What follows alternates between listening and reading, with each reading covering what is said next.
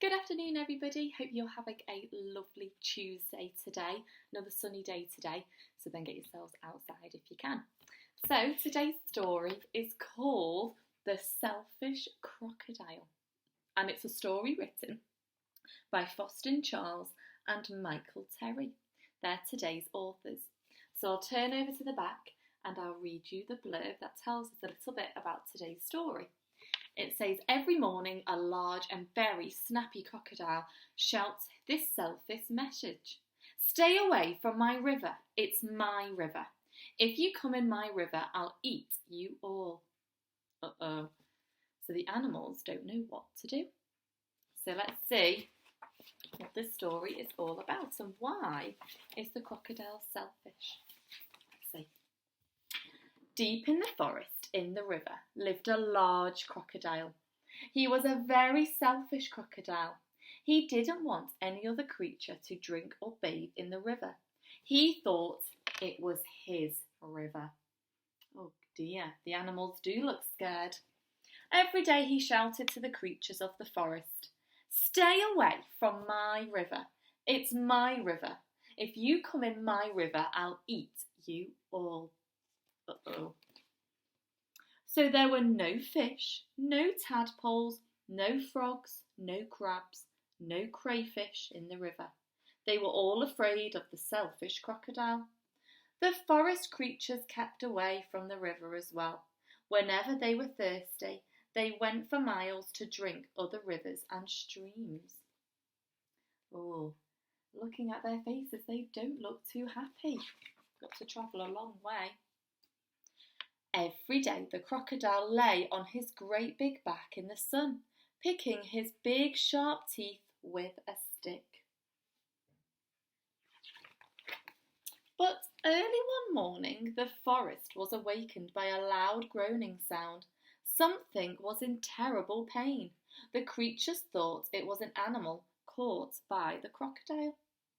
But as the sun came out brightly, they saw it was the crocodile that was in pain. He was lying on his back, holding his swollen jaw, and he was crying real tears. Groan, groan, it says. The creatures drew closer, but not too close. Some of the creatures felt sorry for the crocodile. What was the matter with him? Asked the deer. I don't know, said a squirrel. Maybe he's going to die, said a bird. If that happens, it'll be safe to go in the river, grunted the pig. I wonder what's wrong with him. The animals thought about this.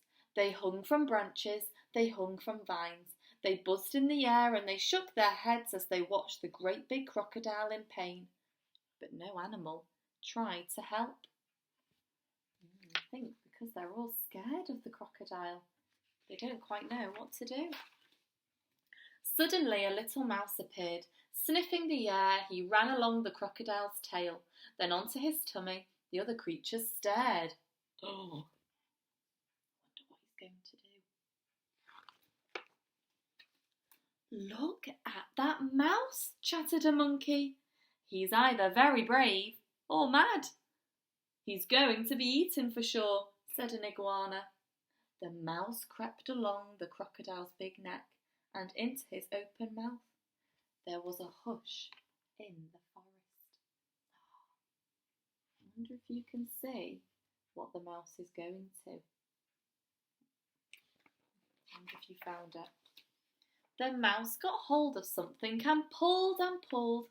He put it on his shoulder and he walked out of the crocodile's mouth. There was a loud cheer from the astonished creatures. The crocodile sat up and said, I don't feel in any more pain. It's all gone. Then he saw the mouse walking down his tummy, carrying an enormous crocodile tooth on his shoulder. Oh, so he's not in any pain anymore. Do you think you know what was the problem with him? Your bad tooth was giving you a toothache, answered the mouse, turning around to face the now smiling crocodile. Do you want it back? Oh, no, you get rid of it. And when you've done that, come back. I've got a present for you. The mouse went and buried the bad tooth under a tree, and when he returned, the crocodile had a nice big juicy nut waiting for him. As the crocodile watched the mouse eating the nuts, he said to him, "You were very clever getting rid of my toothache, and very kind too. I'm so grateful. But what shall I do if my toothache comes back?" "Don't worry, I'll help you take care of your teeth," answered the mouse, nibbling. Soon the crocodile and the mouse were best friends. And one day, the crocodile sent all the animals an invitation. "Please come to drink and bathe in the river. I won't hurt you. The river belongs to all of us," he said. The creatures weren't afraid to drink and bathe in the river anymore. Although the crocodile was sometimes snappy, they grew to love him, as soon as the river was full of fish and tadpoles and crayfish. And they all look happy again. The end. Oh, so that's nice at the end of the story. Turns out that they all could live together because the mouse helped the crocodile. There we go. That story today was The Selfish Crocodile by Faustin and Michael Terry. Hope you enjoyed it, and we'll see you again tomorrow. Bye everyone.